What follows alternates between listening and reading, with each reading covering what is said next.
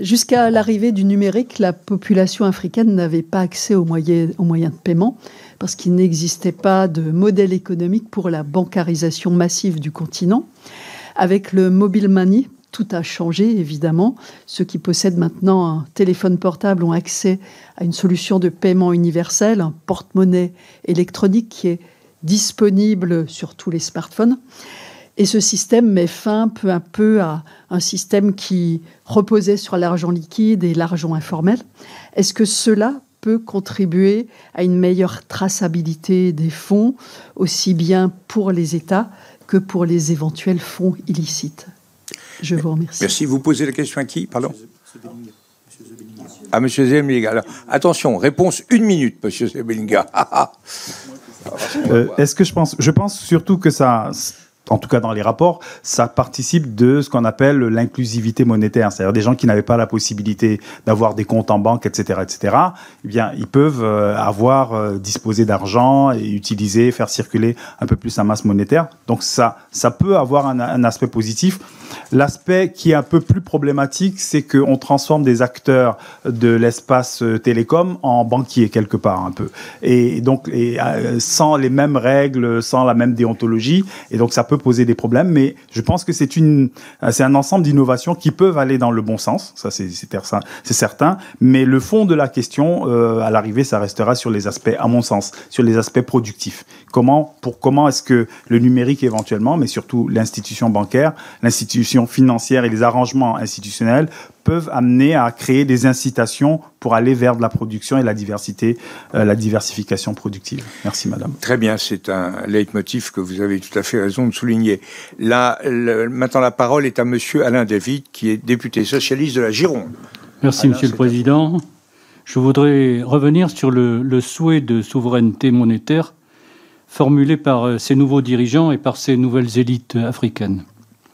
Le débat peut parfois rejoindre, d'ailleurs, les débats qui pouvaient exister dans certains pays européens, dans lesquels l'indépendance de la BCE et la politique de l'euro fort pouvaient interroger.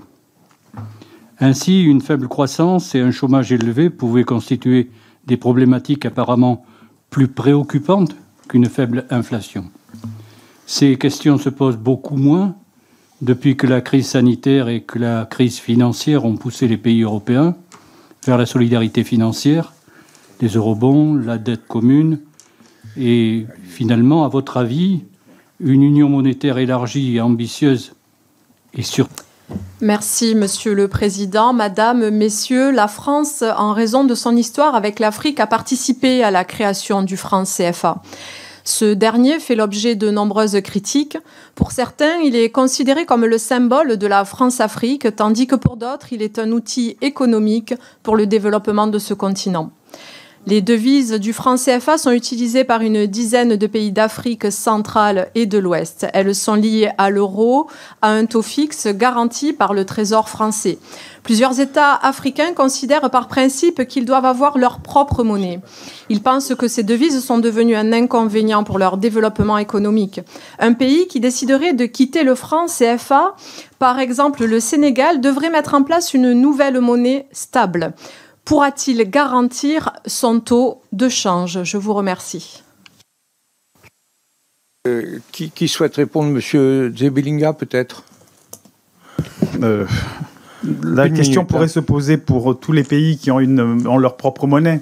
Et je me répète, malheureusement, il n'y a pas de fatalité à ce que quand on change de monnaie ou qu'on sorte du franc CFA, que sa monnaie chute. La garantie, en fait, pour soutenir une monnaie, fondamentalement, ça a été dit, il faut une gestion des réserves et il faudrait évidemment des institutions. Pour ce qui est du Sénégal, qu'est-ce qu'ils ont dit concrètement? Ils ont dit, soit nous passons par l'intégration régionale, la monnaie commune, la CEDEAO. Si le projet n'avance pas, donc l'échéance est 2027, alors nous procéderons à une sortie individuelle. Et ils ont précisé un certain nombre d'éléments. Premièrement, ils vont travailler sur le cadre macroéconomique, donc à avoir des bons fondamentaux macroéconomiques. Ils vont travailler à sécuriser leurs réserves, c'est ce qu'ils ont annoncé déjà, avant de sortir du franc CFA. Moi, je pense que, est-ce que le Sénégal peut le faire? Je pense que oui. Ils ont la légitimité populaire, ils ont également la maturité populaire, les gens sont prêts à les soutenir dans cette direction, et ils sont tout à fait conscients qu'une monnaie n'est pas forcément vouée à être tout le temps au même niveau.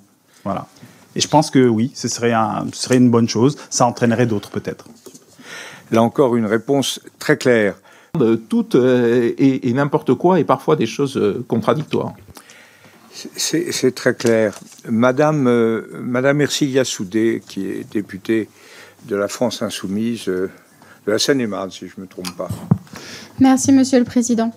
Alors, c'est un fait, le franc CFA, monnaie arrimée à l'euro, ne permet pas un développement favorable des économies locales. Comment des politiques monétaires établies en Europe pourraient-elles prendre en compte les réalités locales en Casamance ou à Yamoussoukro ? La Macronie ne cesse de s'étonner du sentiment dit anti-français régnant dans ces pays et semble effarouchée face à une jeunesse qui exprime des idées décoloniales et revendique la suppression du franc CFA. Les populations ne sont pas dupes d'un gouvernement français qui entretient un système néocolonial, en soutenant les autocraties pour garantir ses intérêts comme au Tchad, en maintenant sous pression économique des peuples qui veulent se libérer d'une oppression monétaire comme au Mali ou au Burkina Faso. La diplomatie française a toujours préféré les solutions simples, la facilité de l'autocratie plutôt que la souveraineté des peuples, les vestiges monétaires coloniaux plutôt que des économies souveraines. N'est-ce pas ce qui, aujourd'hui, asphyxie la mise en application d'une réelle alternative au franc CFA ? Du franc CFA, pour les pays qui le souhaitent, et c'est à eux de le décider, ils sont d'ailleurs libres d'en sortir. Que faites-vous ? J'ai 2-3 questions. Que faites-vous des pays qui souhaitent y rester ? À ceux qui ne sont pas capables actuellement de s'en passer. C'est aussi une réalité économique et non seulement colonialiste. Vous dites que le franc CFA n'apporte pas un plus aux pays qui le pratiquent, mais avez-vous d'autres éléments pour nous éclairer sur quoi c'est un poids ? Et si l'Afrique, vous savez aussi, un pays souverain peut l'être avec peut perdre sa souveraineté même avec sa propre monnaie. Si l'Afrique a tourné la page de la colonisation, et l'Europe aussi, il reste en effet des marques de cette période, comme il reste en France, j'allais dire parfois des marques de l'Empire romain ou napoléonien. Est-ce qu'il ne mérite pas d'être sauvé pour le bien des économies africaines, car c'est là la seule question qui vaille. Parce qu'à vouloir l'écho, ils vont parfois se retrouver peut-être avec le bitcoin ou avec le dollar, ou même une domination chinoise. Donc il faut peut-être bien réfléchir. Merci. Je vous remercie, monsieur le député. Bien, comment ? C'est monsieur Zebellinger. C'est monsieur Zebellinger qui répond parfaitement. Waouh, ça fait beaucoup de questions. Voilà, alors... C'est ce qui m'inquiète. Alors, qu'est-ce qu'on fait des pays qui souhaiteraient rester dans le franc CFA ? Bon, vous savez que les accords, les traités sont écrits, et donc un pays peut sortir sans préjudice de la continuation du traité. Donc n'importe quel pays peut décider de sortir. Les accords qui ont été signés resteront valables pour les autres. Donc ceux qui souhaitent rester dans cette architecture, ils seraient libres de le faire.